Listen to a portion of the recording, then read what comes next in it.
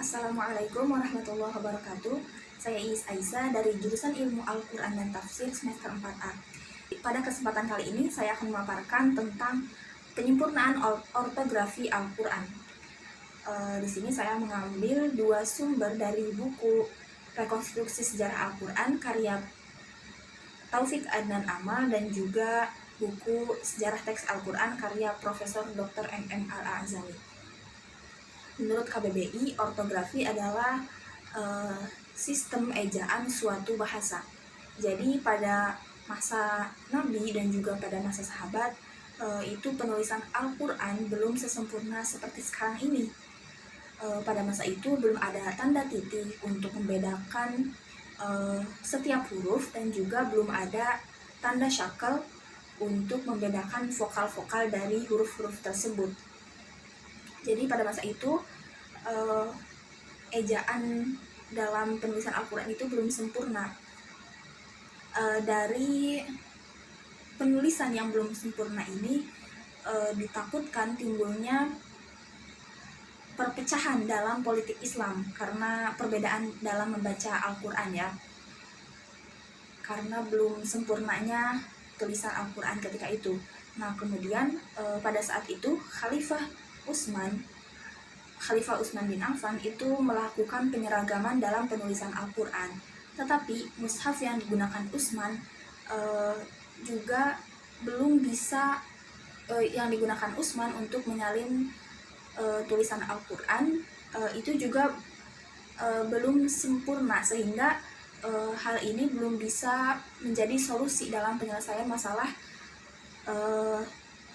penyeragaman tulisan tadi. Karena mushaf Al-Quran yang dijadikan salinan tadi itu juga belum sempurna dalam ejaan Al-Quran, ejaan tulisan bahasa Arabnya, atau yang disebut dengan scripto defectiva atau ortografi lamanya itu belum sempurna.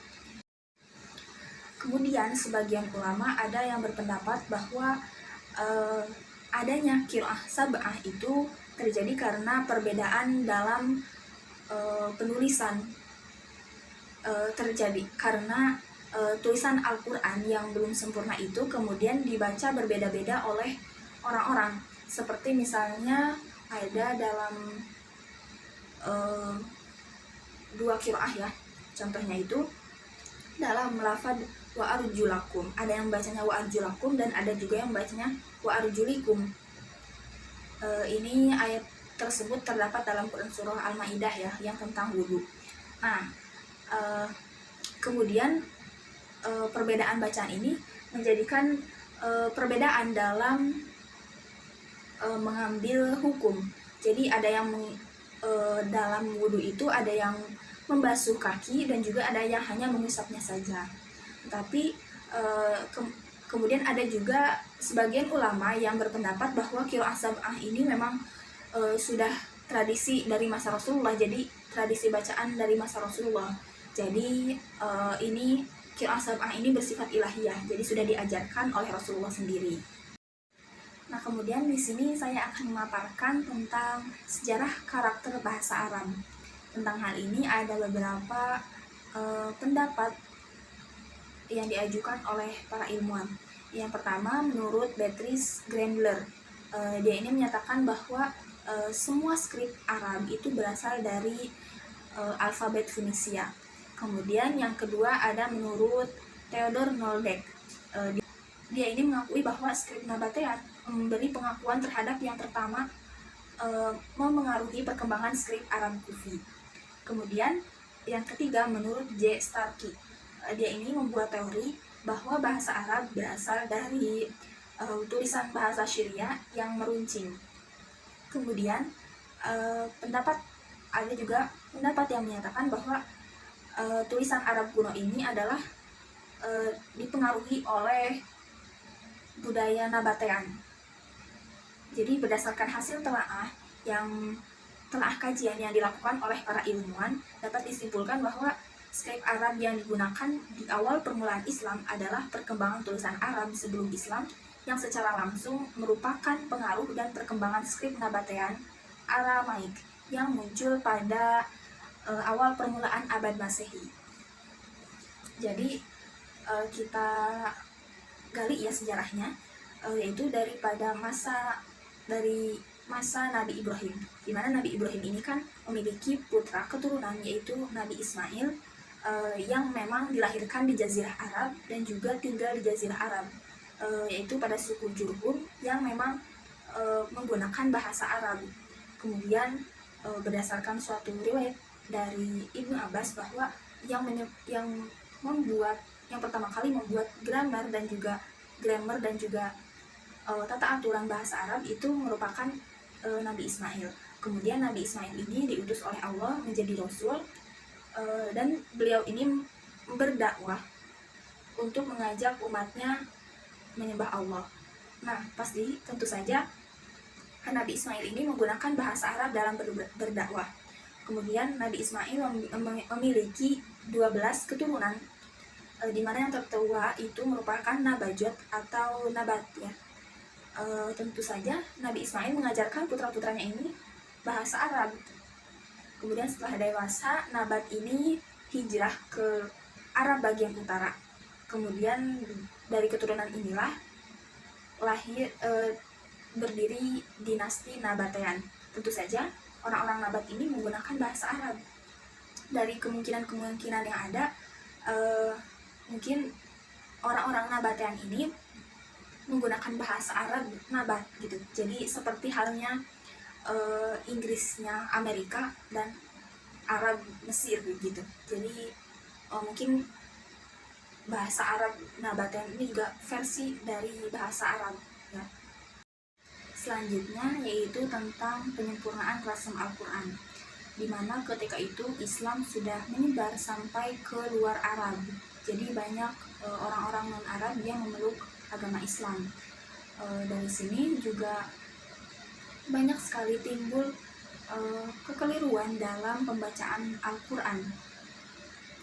Kemudian khalifah yang memimpin politik Islam ketika itu, yaitu Khalifah Muawiyah bin Abu Sufyan, itu melakukan penyempurnaan rasam Al-Quran.